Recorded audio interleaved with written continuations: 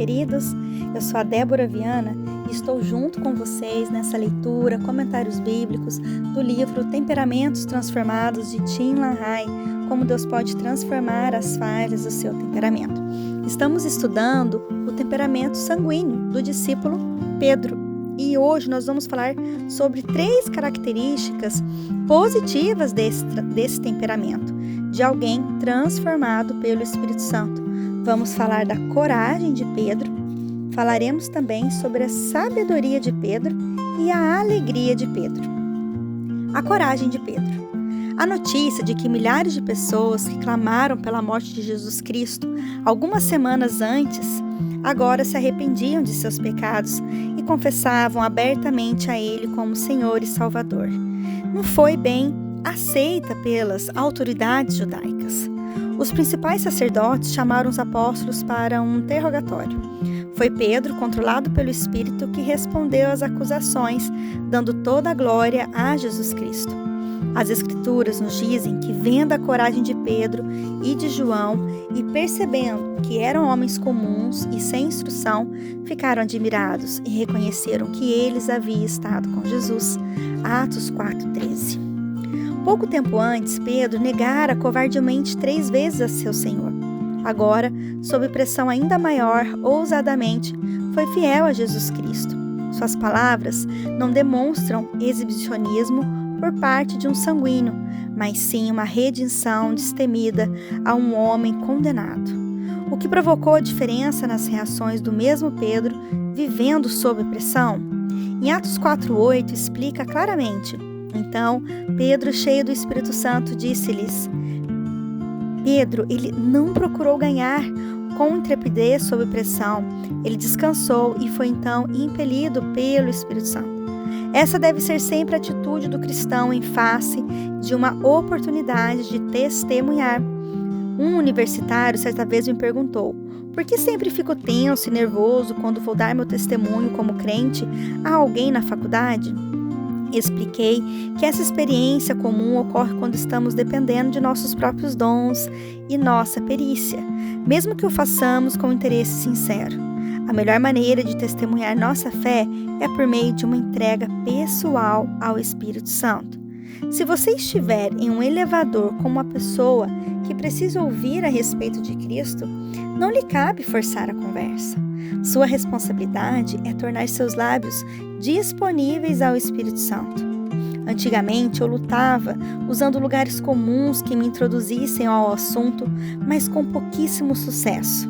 As conversões mais maravilhosas que tenho visto resultaram de uma oração simples, feita na presença de um pecador. Senhor, aqui estão os meus lábios. Se quiseres usá-los para compartilhar Cristo com esta pessoa, estou disposto. Eu me relaxaria e, se me encontrasse conversando e passássemos a falar sobre coisas espirituais, como acontece com frequência, confiaria em que o Espírito Santo estava testemunhando. Se a conversa não abordasse questões espirituais, embora eu estivesse disposto, ficava igualmente confiante de que estava sendo guiado pelo Espírito Santo. Nem sempre sei o que está na mente do Espírito, nem o que ele faz de minha vida, nem sou responsável pelo que pratica.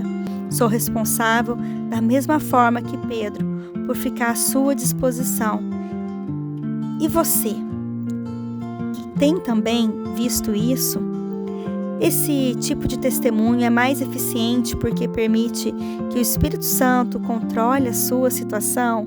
Se é necessário haver pressão, lance-a sobre o Espírito Santo. Entrega-se totalmente a Ele. Ele aguenta a pressão e você não. O exemplo mais notável extraído da minha vida, quando ao Espírito Santo usar meus lábios, ocorreu em uma aeronave 707 entre Chicago e San Diego. Exausto, após uma semana de conferência, subi ao jato com a esperança de dormir a viagem toda. O avião estava lotado e dei com os olhos em um homem que me reconheceu vagamente. Ele me convidou para sentar-se ao seu lado e, de repente, empalideceu, pois lembrou que eu era o pastor que orara em público numa reunião cerca de 1 ano antes. Lembrasse antes, jamais me chamaria para sentar ao seu lado. Ele era um engenheiro aeronauta, comandante de um esquadrão da Força Aérea, que já havia passado por muitas situações perigosas e estava voltando de uma viagem de inspeção que duraria 10 dias. Mais tarde, fiquei sabendo que falar com um pastor era a última coisa que ele desejaria fazer naquele momento, mas corajosamente e com bastante polidez, tentava salvar a situação da melhor forma possível. Durante a primeira das 4 horas de voo, conversamos sobre política, um de seus poucos passatempos seculares. A conversa estava tão longe de qualquer assunto espiritual que eu mentalmente orei: Senhor, sei que me fizeste encontrar este homem por alguma razão, mas não tenho a mínima ideia de como levar a conversa para assuntos espirituais. Eis aqui meus lábios, e estou à sua disposição, faz-me a tua vontade. Após 5 minutos, o homem mudou de assunto e disse: Olhe, você que é teólogo, será que pode me responder a uma pergunta? Meu cunhado vive falando comigo sobre religião, mas não consigo entendê-lo. Você pode me explicar o que significa nascer de novo? Em mais de 25 anos falando com pessoas sobre Jesus Cristo, jamais tive uma oportunidade melhor, e ela veio exclusivamente pelo poder do Espírito Santo. Muitos antes de chegarmos a San Diego, este veterano aviador, em determinado momento, baixou a cabeça e orou pedindo ao Senhor Jesus que entrasse em sua vida. O Espírito Santo não está procurando pessoas espertas, mas pessoas dóceis à sua orientação. A sabedoria de Pedro. A maioria das pessoas não pensam com clareza quando sob pressão. Geralmente, nossas melhores respostas vêm depois, muito depois da discussão. Mas não foi esse o caso de Pedro, sanguíneo, quando controlado pelo Espírito Santo, interrogado e pressionado pelas autoridades religiosas, a quem sempre respeitara. Ele tinha a mente clara como o som de um sino. A autoridade mandara que Pedro e João não falassem, nem ensinassem em nome de Jesus. Os 2 líderes, nem Pedro disse nada que prejudicasse seu testemunho. Disse-lhes: julguem os senhores mesmos se é justo aos olhos de Deus obedecer aos senhores e não a Deus, pois não podemos deixar de falar o que vimos e ouvimos. Atos 4, 19-20. Essa sabedoria, esse controle das emoções é estranho, mas só para Pedro, como para qualquer sanguíneo. Os discípulos deixaram seus opressores, fizeram uma reunião de oração e não cessaram de anunciar corajosamente a palavra de Deus. Atos 4:31. Mas evidências da percepção divina concedida a Pedro, líder da igreja primitiva, podem ser notadas na maneira singular com que ele cuidou do caso de Ananias e Safira em Atos 5. Não houve animosidade, nem amargura, nem atitude com que os tratou, mas esses 2 que tinham defraudado o Espírito perante a congregação foram expostos e mortos como exemplo para a igreja nascente. A situação toda foi encarada de forma moderada, completamente estranha para Simão, o sanguíneo. Mas para Pedro, o sanguíneo controlado pelo Espírito Santo era uma experiência comum. Outro exemplo de sabedoria inspirada pelo Espírito Santo ocorreu quando Pedro, perante o Sinédrio, foi repreendido pelo sumo sacerdote. Nos querem tornar culpados do sangue desse homem. Pedro não se enfureceu como seria de se esperar, mas sob o controle do Espírito Santo, respondeu com sabedoria: é preciso obedecer antes a Deus do que aos homens. Atos 5:29. Mesmo quando pressionado pelos homens a praticar algum erro, o cristão, controlado pelo Espírito, não precisa ficar agitado, ressentido ou amargurado. Sempre lhe será possível agir corretamente e assim não entristecer o Espírito. Os sanguíneos devem lembrar-se disso no que tange a ira motivada por reações carnais. A graça de Deus nos é suficiente. Assim, em qualquer circunstância, você nunca terá que explodir ou estragar seu testemunho por causa da conduta hostil de outrem.